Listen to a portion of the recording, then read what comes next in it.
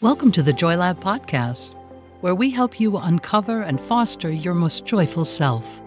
Your hosts, Dr. Henry Emmons and Dr. Amy Prasek, bring you the ideal mix of soulful and scientifically sound tools to spark your joy, even when it feels dark. When you're ready to experiment with more joy, combine this podcast with the full Joy Lab program over at joylab.coach. Hello, I'm Henry Emmons, and welcome to Joy Lab. And I'm Amy Prasek.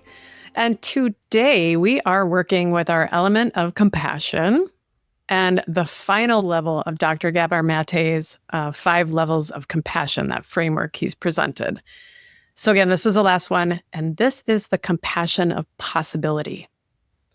First, I want to note, if you've listened to one of the last several episodes, you'll know we are using these levels to get the convo started around compassion, explore it a bit more.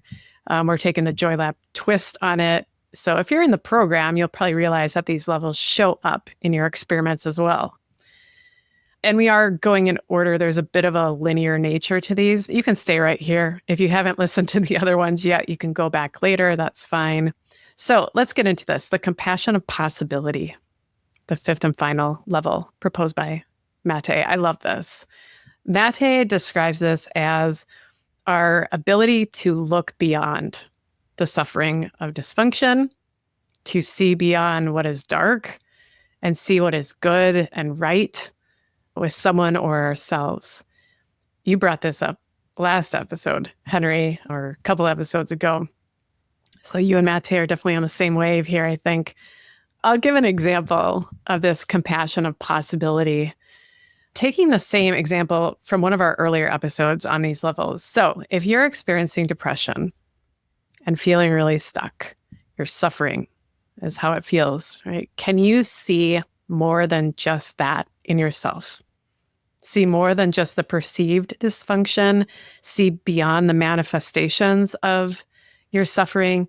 Can you see what's right and what's possible as well? Can you see that the suffering is not permanent? Because all of that is true too. We've gotten into all of that in the last several episodes. So this level of compassion reminds us that we are still good. We are not broken. We are more than just one thing, one diagnosis, one screw up, one mess up, whatever it might be. That is not who we are. We are so much more. And the compassion of possibility is this very active practice of seeing that, working to see the truth, which is good. What's coming next? What do you want to add here to explain this, if at all, Henry? Well, I'm thinking of a couple of things. In an earlier episode, I talked about Parker Palmer, who is an author and speaker, who has been very open about sharing his own journey with depression. And one of the reasons his story is so compelling to me is that even though he's had several bouts of really disabling depression, that is so clearly just a tiny fraction of who he is. Because when he is not depressed, if you met him, Parker is so full of life. He is so fun, so generous, kind, compassionate, you name it. And he's just contributed so much to the world through his writing and speaking. To me, it's just a lesson, and to all of us, I think, to anyone who has had depression, you do not need to be defined by it. The second thing that comes to mind is I am thinking of a client that I saw. It's been a few years ago now, but it was just a striking encounter. That this was with a woman who was probably in her 40s at the time. And she had such a compelling story of anxiety, how anxiety had shaped and taken over and limited her life. It was just really sad to listen to, and sad for her to recount it. I mean, I'm not sure she'd had very many opportunities to kind of lay out the whole thing as she did with me. And I didn't, as I recall, I barely said a word. I just sat and listened. I didn't even need to really ask any questions because she did such a great job. And it was just so moving to hear. But then So she talked about all of these ways in which it had shrunk her life and impacted and limited her. But she said something at the end that I found really moving. And if I remember it right, she said something like, I am more than this. My life is more than this. And she said it as kind of a lament. She was grieving, I think, in a way, which I heard. I heard that. I was witness to that. But at the same time, I felt that she was taking a stand, that she was saying something to the effect that I am more than this. And if I can get some freedom from this and take back some of my life, I just know there's so much more to me. And, it was profoundly moving and also motivating for me that, okay, wow, this is the kind of thing that I want to do. I want to be helpful to a person like this to be able to garner some freedom and reclaim some of this life that she is so clear. It's just precious and important to her. That to me was a really good example of this compassionate possibility that we're talking about here. Yeah, you kind of described the levels too of compassion that it seems like we've been going through, the 5 levels, like the understanding, seeing the truth, what we talked about last episode, see what is, accept what is, choose wisely, and that motivation to move forward, that courage. There's a quote I really like from Sister Helen Preaching that I think links up here, author of Dead Man Walking. She said, people with broken lives often come from lives with broken promises. Mm. And I think this really speaks to this compassionate possibility. None of us are broken. I don't believe that. But our actions or externally, it might feel or look just surface level like something's broken, right? Or judged as such on the surface. It looks like things aren't working. But she suggests that this isn't just a broken person breaking things around them, that instead the promises, the expectations that we have as human beings. So I'm talking about like the very evolutionary needs that we have talked about a lot here at Joy Lab. Take love and compassion, for example. I think it's important to remember that we are not just wired to give that stuff, we are wired to receive it. Our system is wired to receive those good things like compassion and love. We've evolved to receive it. Our system expects it like the nourishment of food and water. And so to tie this up here, it's like a promise to our system when we first enter into this world that we'll receive these things, that we will feel supported, we will receive care when we're in pain. It's the expectations of an infant, and it continues through adulthood. And when we don't receive those things, then it can make that wiring kind of stagnant. We've talked about that, hard to fire up as it should. So this level of possibility, to me, it reminds me that wiring is still there always. It's ever present. It's always ready to fire up, no matter what. And we can change some of those fuses. We can practice. We can replace some wires. We can ignite those connections again. And we can make good on those promises to ourselves and to others, right? There's a collective nature to our suffering, to these expectations as well, that I don't think is ever lost. That potential is always there. So how can we see this possibility in ourselves and someone else, that we are not broken? I think we can engage in the practices we've covered in the last several episodes. Those are helpful to build up a foundation to see our possibilities.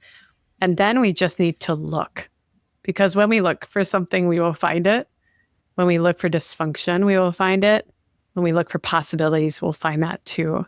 Henry, I like the way you frame and talk about seeing the good. Do you want to say a little bit more about that in this context?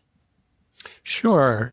So seeing the good is just a way of kind of flipping the script, if you will, that so often we are looking for what's wrong. Yes.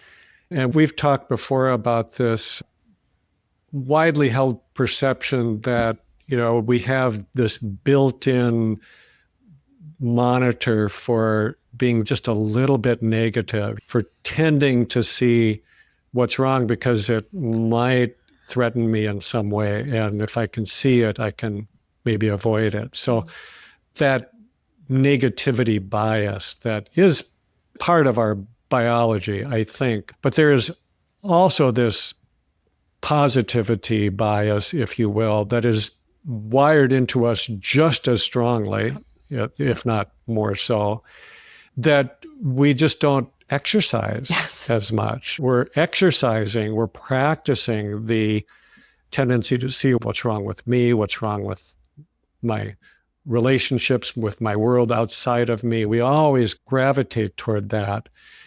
But what would happen if we just put a little percentage of our time and energy towards instead being very conscious, purposefully seeing what is good in me, what's good in this person I'm with, what's good in my marriage or other relationship, what's good in my work. Not with the idea of seeing it with rose-colored glasses, but just trying to acknowledge that part is there too. Yes, there's these things that we don't like, that we don't want. And at the same time, there's this goodness in it that I can grow simply by directing my light towards it, my awareness, if you will. Yeah, seeing the whole picture is what it is, right? That we have to remind ourselves to see the good because we've been trained to focus on the bad, oftentimes. It's making me think of a phenomenon, something called the Bader-Meinhof phenomenon. It's also sometimes called the frequency or recency illusion. It's the phenomenon where we all of a sudden start seeing something everywhere once we learn about it or bring it to our attention for the first time. So I'll give an example. A few years ago, I bought a lime green car and I saw it sitting there and I thought, oh my God, I'm going to have a lime green car. I've never seen a lime green car. Nobody else has a lime green car. I'm going to be the only person driving it. I was so excited. And then, no joke, while I was driving off the lot on my way home, I saw like 12 lime green cars. I hadn't ever seen one before then. And so that's it. I'm sure other folks have had this phenomenon. I hadn't thought about green cars before. Now they're in my awareness and now I can see them. So those lime green cars always existed, right? It just wasn't until it was in my awareness for me to notice them. So it's not that we're creating these possibilities, these positives, these good things. We're just allowing ourselves to see them. That's what I love about this, to learn about them, to bring them into our awareness, shine a light on them. As you said, has this ever happened to you, Henry, or like in the context of mental health too, if you want to draw the line back? Well, I am thinking of something. I don't know that it's really directly relevant to this conversation, but I'm going to share it anyway. So a few years ago, I was just nagged by hip pain. It was bothering me at night. It was my left hip and it just wouldn't go away. I dealt with that problem off and on for a while, but it seemed like it was a lot worse. So I went to see a sports medicine doc who ordered an MRI, and the MRI showed that there was some damage there that he thought could be repaired with kind of a simple procedure I don't remember exactly what it was called, but not a whole hip replacement or anything like that. Right. So he sent the MRI to a surgeon, an orthopedic surgeon, who was really good at dealing with this technique.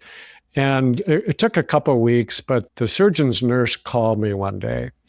And I'm on the phone. I remember it was the middle of a day with seeing patients, and so it was a work day. And she called me and said, "Oh, Dr. So-and-so looked at your MRI, and he said, it is too bad. Your hip is too far along to do this procedure. You're just going to have to live with it as long as you can and then get a total hip replacement." So I hung up the phone, and I kid you not, within 10 seconds, my hip was hurting a lot worse. than it did before. A lot worse. And so then I thought, well, okay, I'll do what I can. I have this trip planned to hike the Grand Canyon just like a couple weeks from them. And so I talked to my sports medicine doc. Can I do this? Am I going to do any more damage? He says, no, you're not going to do any more damage. You just might hurt. Yeah. So I did the trip. This is 12 years ago. And my hip really has not bothered me since. So I think I had this very clear, dramatic example. I had to laugh at myself even when I had this literally probably 100% increase in the amount of pain I was having simply by changing my thought about it, Yes.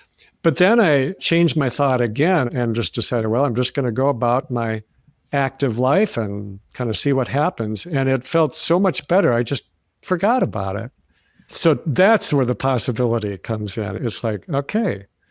And I have this tendency to do that. I do tend to be an optimist where I am always looking for possibility for whether it's within myself or the people I work with or friends or what have you. So this comes very naturally to me. This aspect of compassion is my favorite. I'll be honest. I just love it. I think it is such a helpful way to look at compassion that, it's not just about suffering. Yeah. It's not just about what's painful or what's wrong. It's about the possibility of emerging, of transforming our suffering, of letting it go, of somehow letting the body work properly again. I think it was just that my hips were locked up and hiking all the way to the bottom of the Grand Canyon, which almost killed me in different ways. It loosened things up, It's like, just go about your life and do the best you can. And when you allow things the opportunity to work the way that they're supposed to work, these good things can happen. We don't get in our way as much.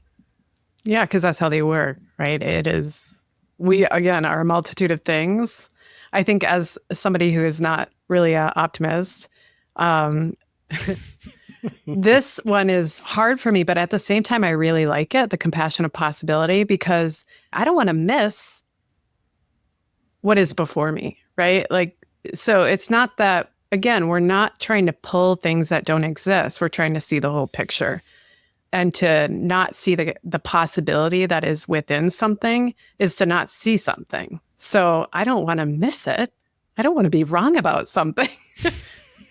So there is opportunities, I think, to find our way into the compassion of possibility, no matter how you feel you fall into this. We talk about this a lot, the positivity, negativity, or pessimist, optimist spectrum.